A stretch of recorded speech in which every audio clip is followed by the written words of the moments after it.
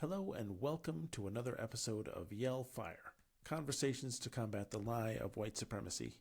I'm your host, Craig Pelkey Landis, random white dude, author, podcaster, obviously, ghostwriter. My guest today, I'm excited to introduce her. Her name is Elona Washington, and I'll introduce her this way. What comes to mind when you think of a Republican family from Princeton? Well, if you didn't think of Elona and her parents who were black Muslim Republicans, you're totally racist. I'm kidding. That's totally okay. If those were not the people that came to mind. That's a triple play in any U.S. neighborhood, for sure. So this is just one of the interesting facts about Elona. Elona Washington is the curator and owner of The Author's Journey, a book marketing and publishing business working with authors from the global majority and beyond. Elona brings 25 years worth of marketing experience and deep expertise in publishing to every project. With a background that includes leading digital marketing at a major publishing house and helping multiple books become bestsellers, Elona understands both the creative and business sides of publishing and is passionate about helping authors succeed on their own terms. We're digging into a great conversation. I should probably talk to her about my book, marketing my book, A Brief History of White Nonsense, which needs help in the marketing department. But anyway, that's neither here nor there for our conversation. Welcome to the episode. Glad you're here. Please like and subscribe, make comments, and all those things. Thanks again, and welcome.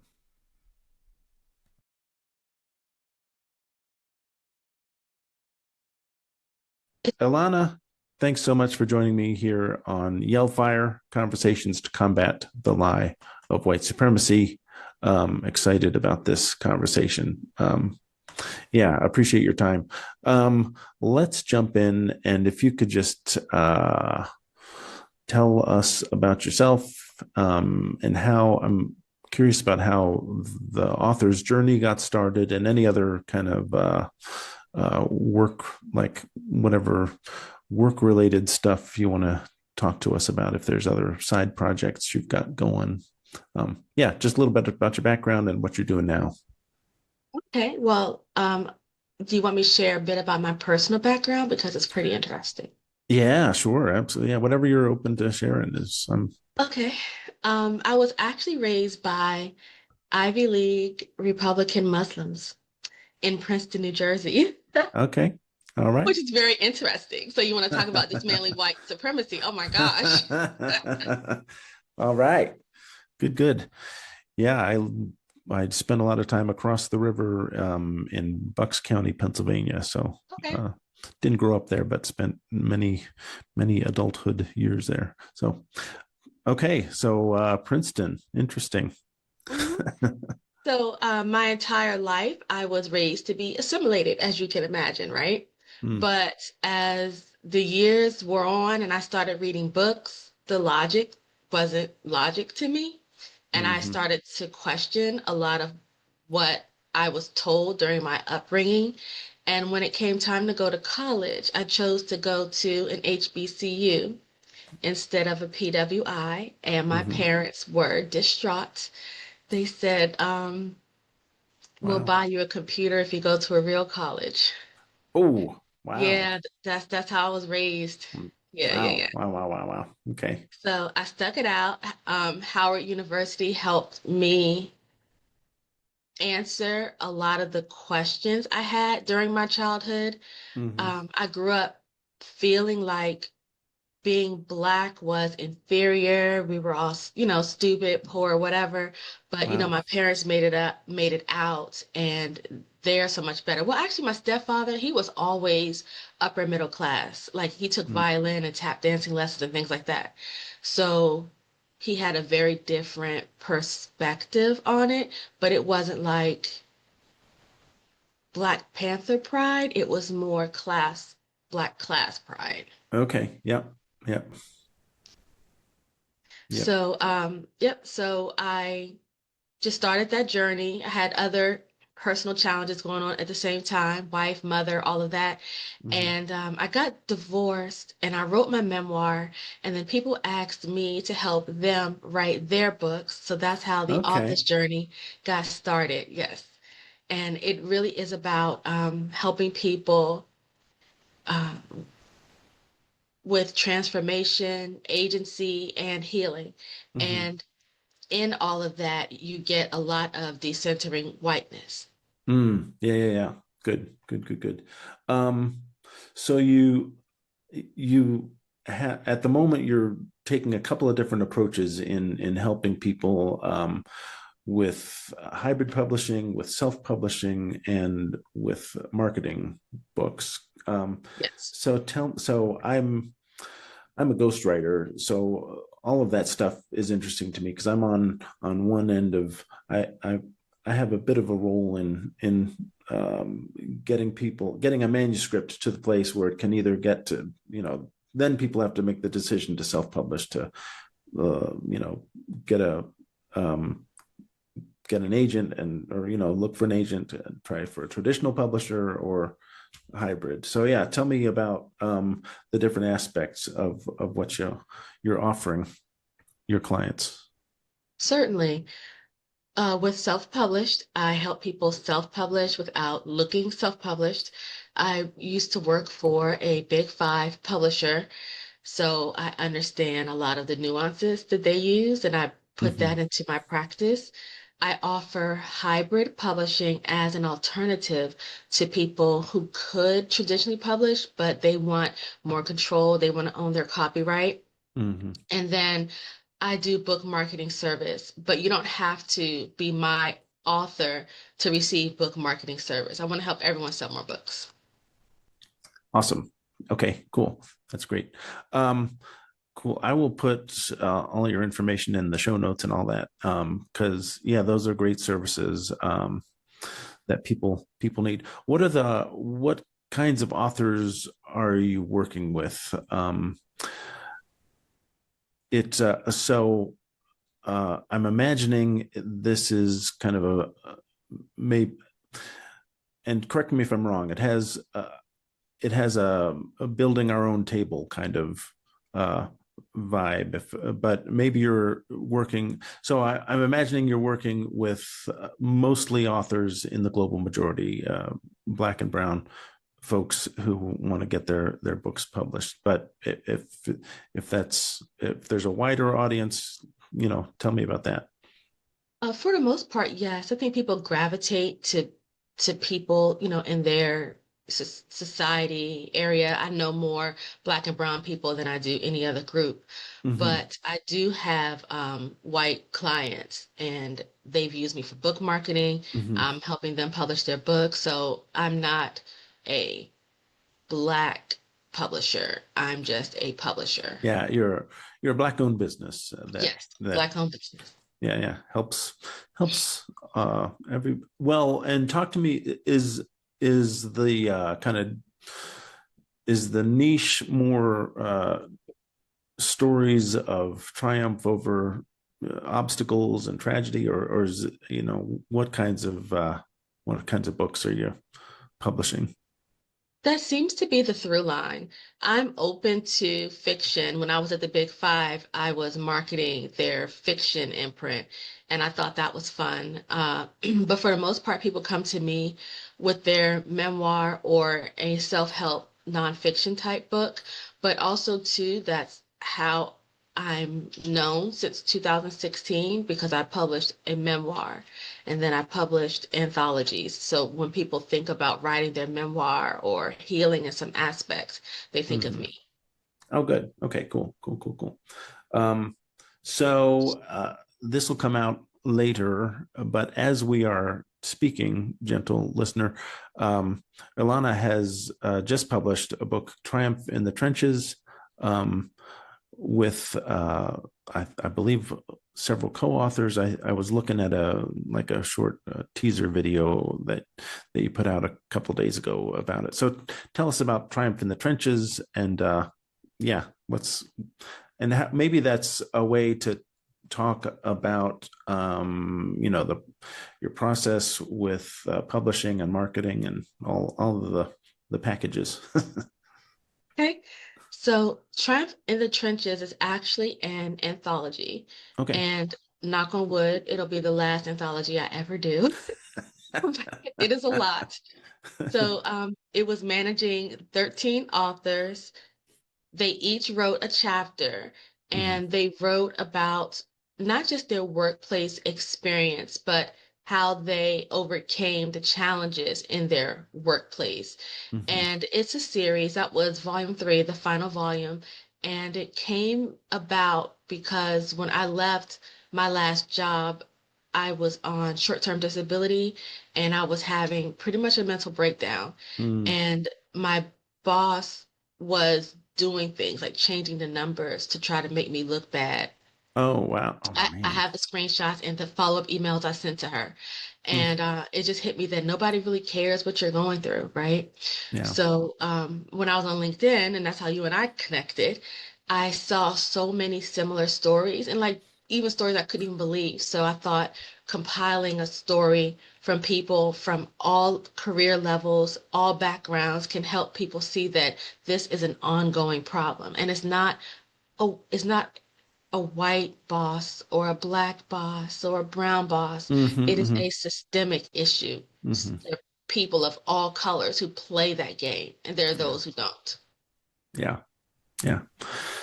Cool. So Triumph in the Trenches is just a lot of stories about people having those workplace challenges. All right. I'll Yes, put a different link in the show notes about that as well, for yeah, sure. and also offering frameworks and coaching to help people overcome it.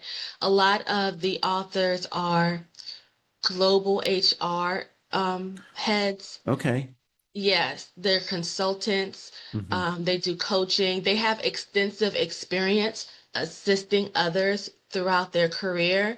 There's one person in particular, she created a ChatGPT bot that is phenomenal. And Okay. it is your career guide to help you determine what it is you want to do, how you want to get there. It cleans up your resume. It Oh, really nice. is a great resource. And that's Wow. Latrice Torres who created that. Oh, okay. Great. Great. Great. Great. Oh, yeah. I think I either follow her on LinkedIn, but yeah, I'll check that out. That's awesome. That's excellent. Cool.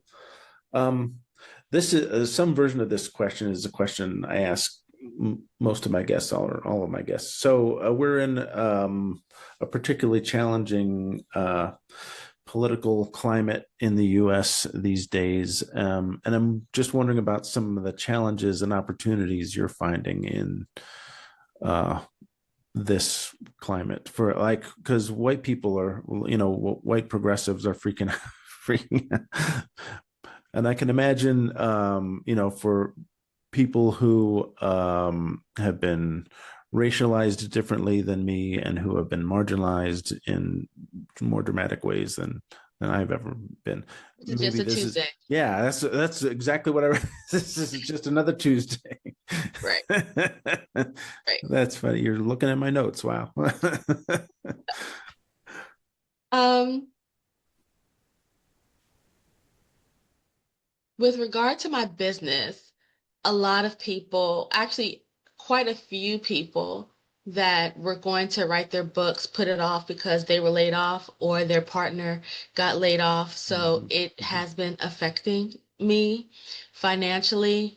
Um, I know there's a lot of, within the Black community, there's some fear, some doubt, um, but for the most part, like you said before, our ancestors, we've done this before, we know the stories. Mhm, mhm. And every time I think like, oh, I'm not going to get any business or, oh, no one's going to sign with me, I remember the book that I read, Black Fortunes by Shamari Wills. And he describes, I think, the first five or so million Black millionaires from this country, Mm-hmm. and they became millionaires after emancipation. So they were either slaves or they were the sons and daughters of slaves. Mm-hmm. And Mm-hmm. when I remember that, I'm thinking there's no excuse. So what's going on now is what we've been low key telling white people. It's not about us. If if we're not Yeah. protected, if brown people aren't protected, you're not protected too. Yeah. It's a class issue. Yeah. Yeah. Yeah. Yeah. Yeah. Yes. Yeah. Yeah. Like again, as we're speaking, a couple of weeks ago, white people woke up to the realization, man, they are shooting us dead. And, that is happening in real time in detention camps, to people in that are, being captured by ICE. And it's, been happening ad nauseum, to Black and brown people throughout this nation's history. So, um, yeah. Um,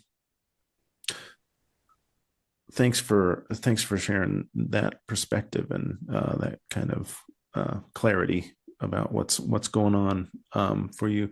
One of those, early entrepreneurs and millionaire, like people who Black entrepreneurs, Madam CJ Walker is one, a famous example Mhm. of that I really, That was more in the 1900s. I'm talking oh, about the okay. 18.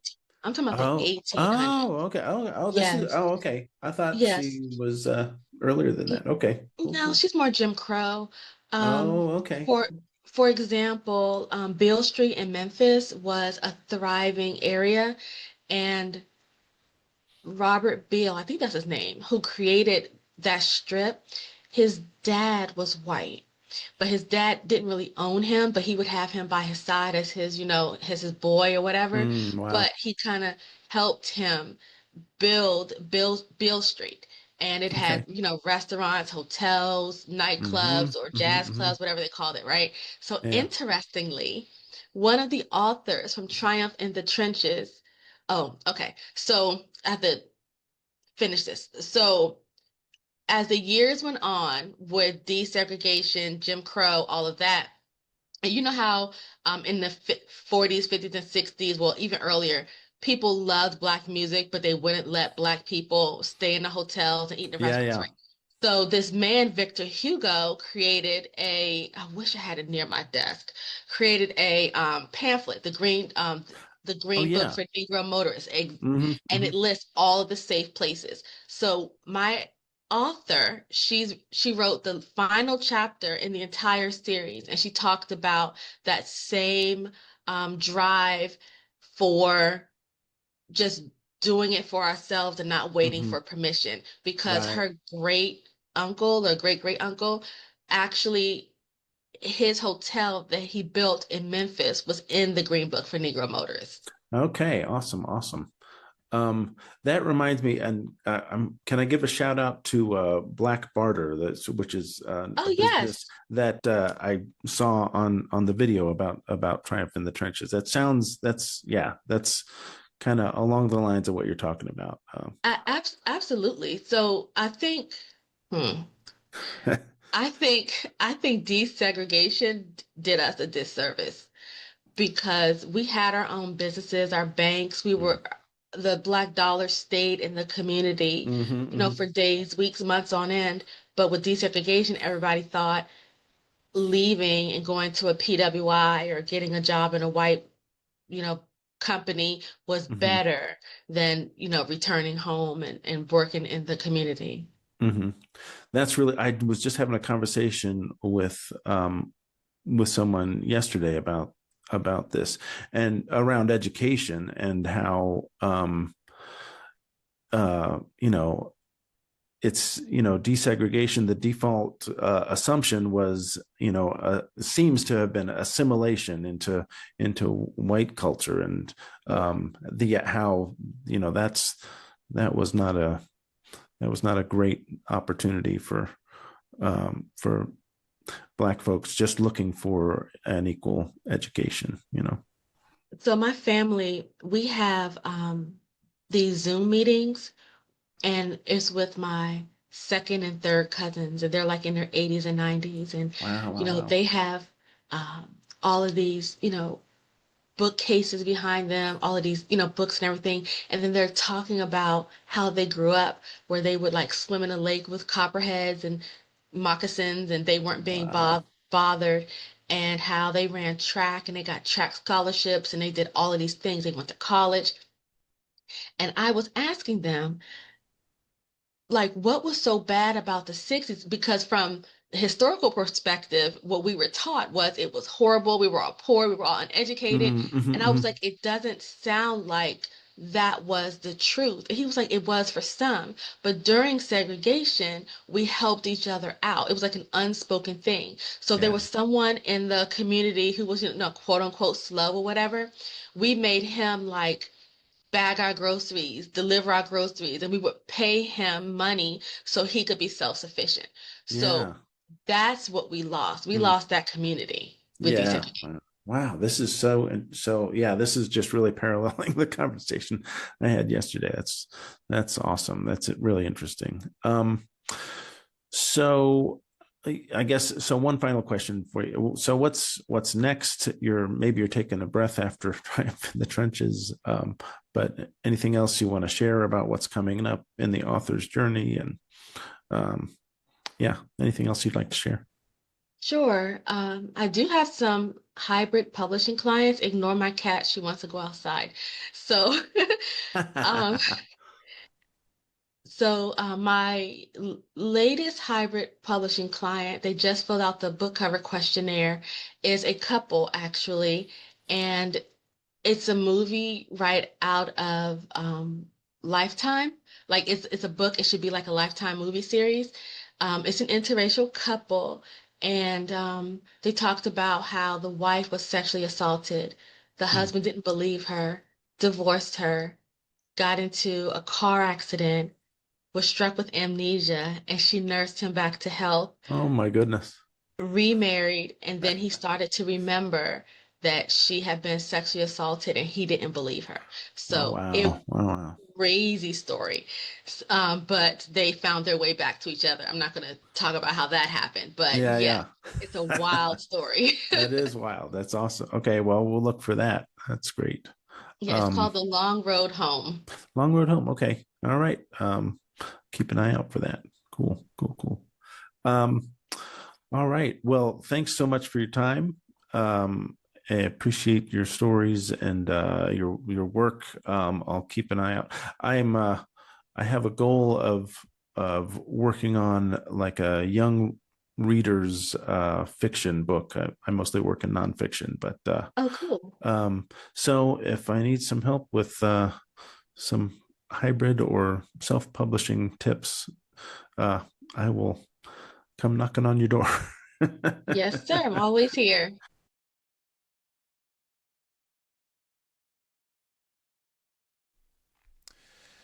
Thanks again for joining me for this episode of Yellfire. Thanks again to my guest, Elona Washington, for a great conversation. Please like and subscribe and comment and share the heck out of this episode.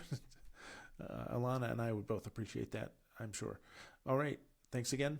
Have a great day. Take care.